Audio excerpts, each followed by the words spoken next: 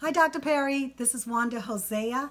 And of course, I won 50 points. I'm always trying to make the best grade that I can.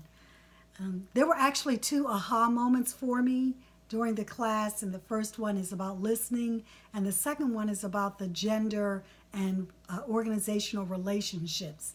In my first aha moment, it wasn't really an aha, but God brought things back to my memory that I had learned years ago, but it was obvious that I had not been practicing those things. So when we read Developing Ears to Hear, and particularly in the introduction and in chapter 8, I was reminded of three things. And one was to really pay attention to what people are saying and using my whole body to listen.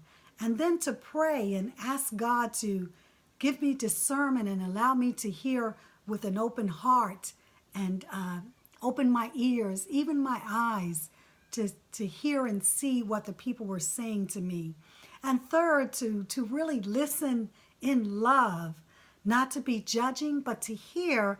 And as I'm listening, I can be able to read between the line or have discernment and really hear what's on people's hearts. So that's just been a blessing to me. And as a matter of fact, what I read in the chapter really touched my heart so much that when I had the privilege to preach for a couple of Sundays, I taught from James 1, verses 19 through 20, where it talks about being quick to listen and slow to speak and slow to anger, because when we're angry, it does not reflect the righteousness of God. And so I was blessed by that sermon, and I've been trying to live by those principles that James taught and what I learned in the book. And many people in my congregation were blessed. They came to talk to me about it, and they said they were putting those things in practice. And I have to say, my husband is so glad that we studied up on listening, because he says, I've been able to listen to him a whole lot better, and things are going well. For my second aha moment, it came from leadership, the Wesleyan way. And in chapter 24, when we talked about gender and organizational leadership, there was a section that focused on the Ethiopian eunuch.